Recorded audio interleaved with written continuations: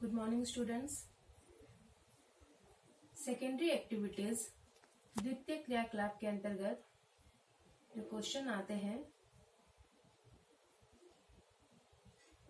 Next question है लघु तथा बड़े पैमाने के उद्योग में अंतर लिखें।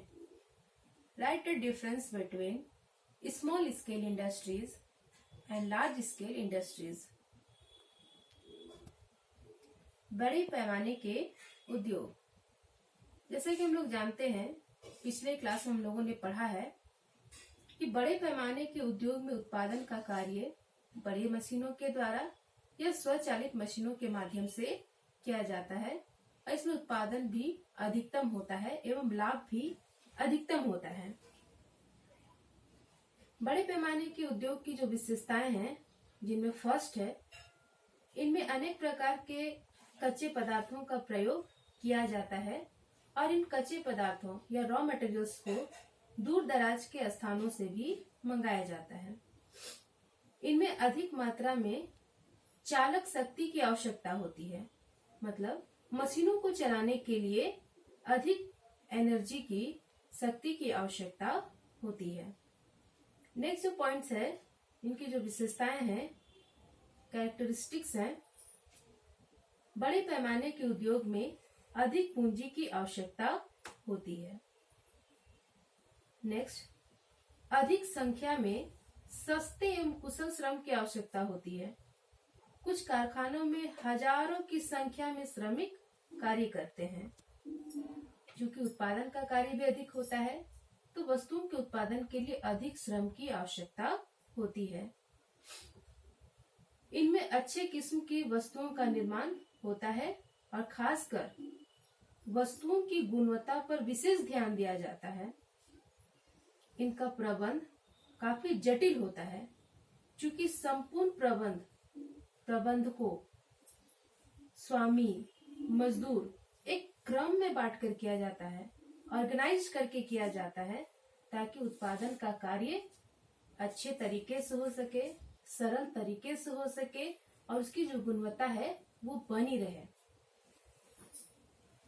नेक्स्ट जो इसकी विशेषता है, उत्पादन विशिष्टीकरण में बड़े पैमाने के उद्योग की महत्वपूर्ण विशेषता होती है। इसके उत्पाद जो है राष्ट्रीय स्तर के साथ साथ अंतर्राष्ट्रीय स्तर पर भी भेजे जाते हैं, निर्यात किए जाते हैं। बड़े पैमाने के जो उद्योग है, अमेरिका, पश्चिमी यूरोप, रूस, जापान में काफी विकसित हुए हैं। लोहा इस्पात, मशीन, औजार, रसायन, विद्युत उपकरण, वस्त्र निर्माण तथा चीनी इत्यादि उद्योग बड़े पैमाने के उद्योग हैं।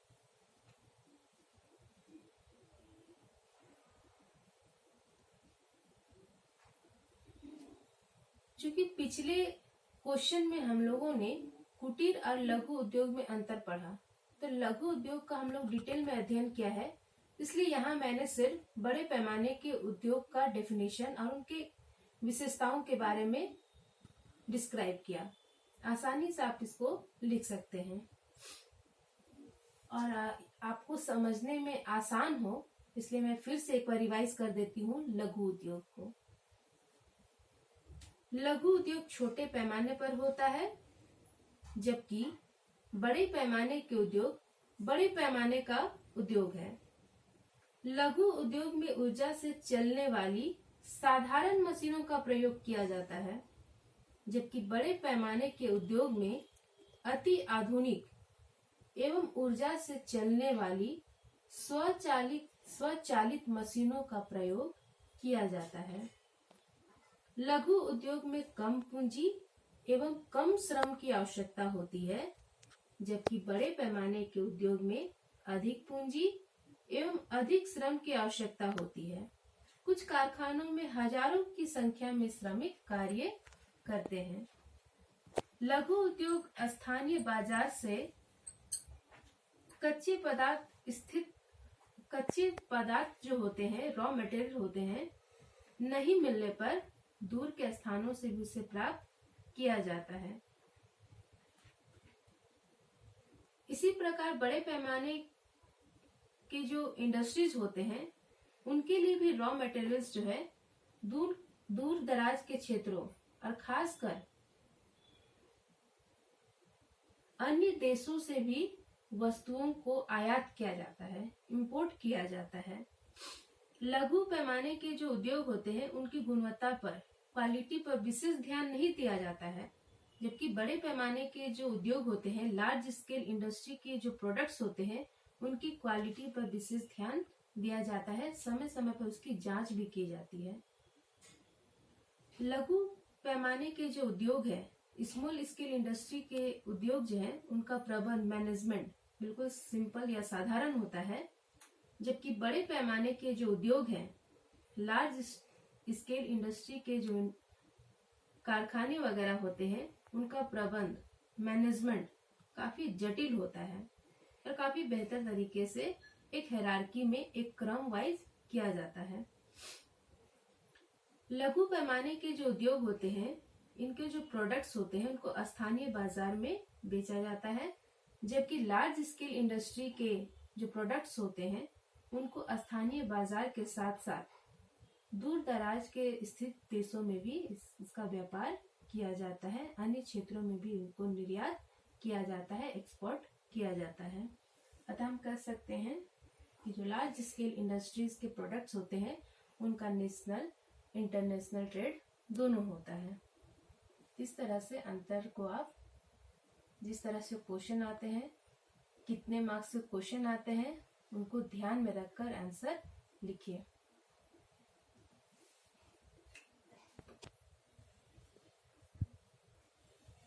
तो कितने मार्क्स का क्वेश्चन आ रहा है उसको ध्यान में रखते हुए आंसर लिखने की आप कोशिश करें।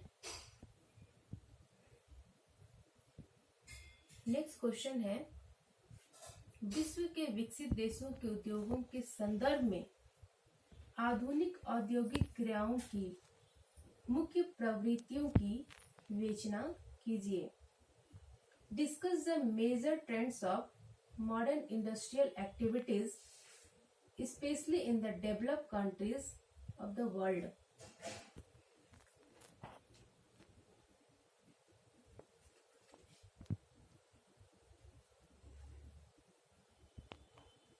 विश्व के विकसित देशों में उद्योग विकसित अवस्था में किन कारकों से है या किन कारणों से है, इसका आंसर आप लोगों को इस क्वेश्चन में लिखना है। हम देखते हैं कि विश्व के जो विकसित देश हैं वहाँ की इंडस्ट्री आज भी काफी विकसित अवस्था में है, जबकि विकासशील और अल्प विकसित देशों के पास अधिक संसाधन होने के बावजूद यहाँ के जो उद्योग है आज भी दयनीय स्थिति में, इनका अच्छे तरीके से डेवलपमेंट नहीं हो सका है। तो हम लोग जानेंगे कि क्या कारण है जो विकसित अवस्था में है। फर्स्ट है कौशल का विशिष्टीकरण या उत्पादन की विधि, जो मेथड्स हैं वो काफी डेवलप अवस्था में है। किसी भी कारखाने में जो मशीनें होती हैं या लोग उसमें कार्य कर रहे हैं, जो श्रम है या श्रमिक हैं, यदि वो ट्रेंड हो, दक्ष हो, तो कार्य अच्छे तरीके से होगा, उत्पादन अधिकतम होगा। उत्पादन अधिकतम होगा तो लाभ भी अधिकतम होगा। दूसरा पॉइंट है यंत्रीकरण, मैकेनिज्म। यंत्रीकरण का सामान्य अर्थ मशीनों से होता है।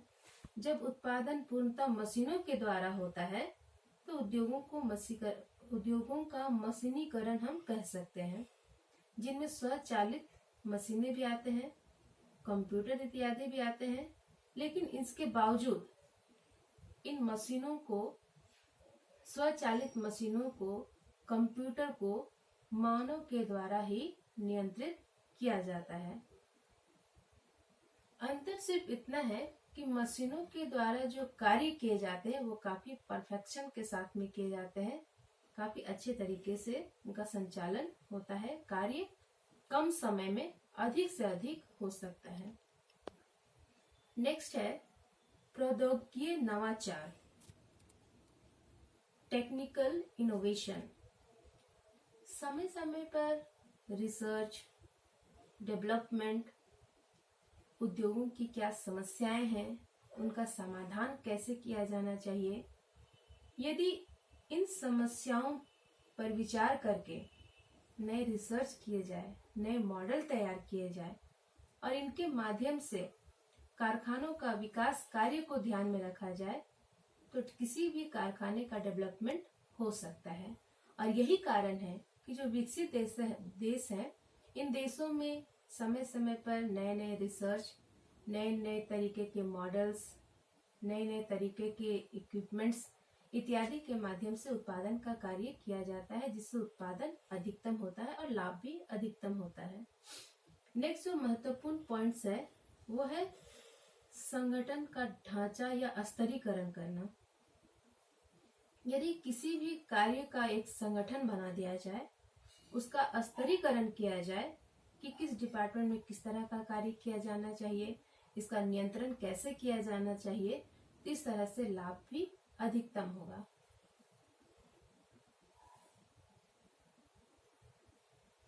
नेक्स्ट वीडियो में हम लोग इस चैप्टर से आने वाले नेक्स्ट क्वेश्चन की चर्चा करेंगे। Thank you.